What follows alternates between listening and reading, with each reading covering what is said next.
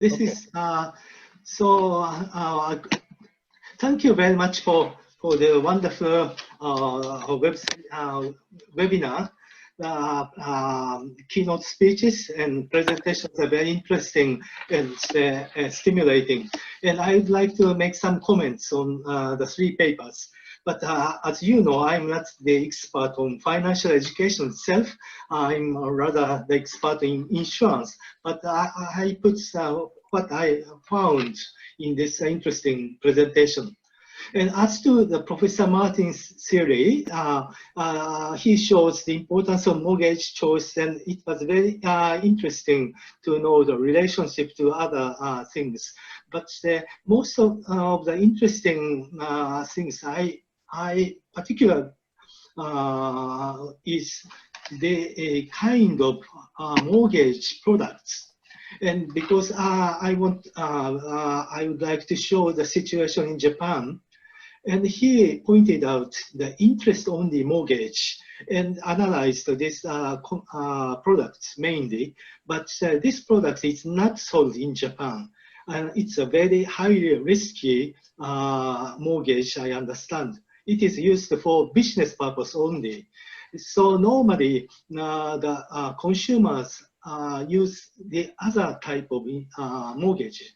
So situation may be different from USA, and such kind of interest-only mortgage gives more freedom and more chance for making increase of asset. But of course, it brings much risk. And the mortgage, household mortgage in Japan may be classified into three types as to the interest rate. One is a fixed rate. This means the amount of return every year is the same. And the second is a variable rate, but within certain limit. In case of the much fluctuation, variable rate should be controlled within certain limit, but still it is a variable rate. So the amount can be changeable in the long way. And the third one is the mixture of two, the fixed for certain period of time and then variable. And as to the fixed rate, consumers understand the loan itself, but as to the variable rate products, there is a risk. And consumers do not know exactly the risk itself. And also consumers need to decide which type of interest rate they choose. So there is some risk, and explanation is very important. So now FSA, the financial services agencies, made ordinances which requires the seller to explain such kind of interest rate system and its risk itself. And also banking societies make much higher regulations to explain and confirm their intent. So what I want to comment on this point is that generally it's very important to have the knowledge of mortgage. And from this way, education helps consumers to understand loan product itself, but this is very limited. And I think it is more important on the regulations for the sellers of selling mortgages to restrict selling risky products because consumers are not well prepared.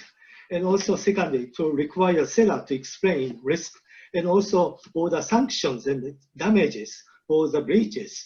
I think that for mortgages, I found something like this. And as to the second presentation of credit card, it's very interesting and enlightening. And also the market survey of students is so interesting for me too. And derived conclusions sound convincing. And I'd like to comment some situation in Japan and maybe in Italy, there should be some statistics showing the types of people who are the victims of credit card. And professor's approach was analyzing student, then comes to the fraud.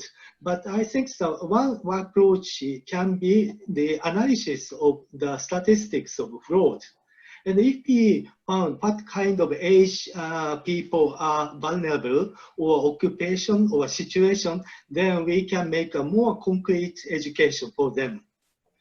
And also the tricks of credit card fraud known to the victims, I think it's very important. If the general education is important, but for the prevention of fraud, the general tricks of what kind of internet transaction is risky, such kind of information is very important. And to prevent or such kind of fraud, such information may be important.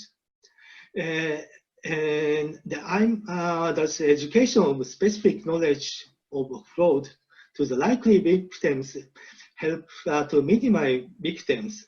I think to some extent, if we have some specific knowledge, we can cope with the risk. But the wrongdoers are going ahead. They are creating more and more sophisticated means. So we have to be very careful on this. And as to the situation in Japan, very low penetration of credit card, because many people are very cautious about it, especially for older people. And most credit card provides some insurance for fraud or some security. So in Japan, the most serious risk is not the credit card fraud, but the overborrow by using credit card. This is particularly heavy in the young people. So financial education may help young people to for such kind of risk to some extent. And on the other hand, older people do not use credit card so much, but they are the target of It's Me scam. This we call it ore sagi in Japan. They are some people telephoning older people, and they took some cash. And we are trying to prevent it, and we are making education, but it is so difficult. So we have so much, we need to do more and more for this. Sorry for spending precious time. I will quickly making comments. And as to the Professor Soyang Park's interest in research, I found that Professor is analyzing life insurance, but I think there are various life insurance products, and some are more on risk or financial risk of loss of life, and some are more on building asset. And as to the situation in Japan, high penetration rate already in life insurance, more than 90%. And this does not mean that people understand life insurance. So life insurance is a combination of death payment and also payment at the fixed age. In this, this means the saving type products. So people are more driven by the attitude of sellers. And also there is the effect of tax treatment.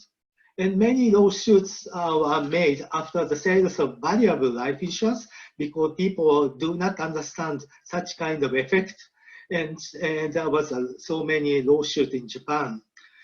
But so far, if the life insurance product is more on saving, risk can be lower.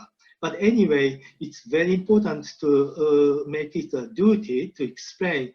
Of course, education is important for to understand life insurance generally, but such kind of duty will be important.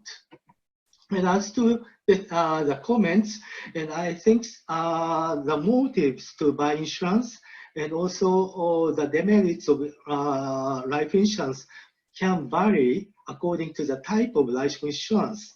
So generally, education is important to understand the life insurance, but when people come to the life insurance agent or the people, it's very important to impose some duty and regulation on the sellers to do good conduct. So that's all my comments, but I think education is important, but of course, regulation is important. So combination is always important. And thank you very much for listening.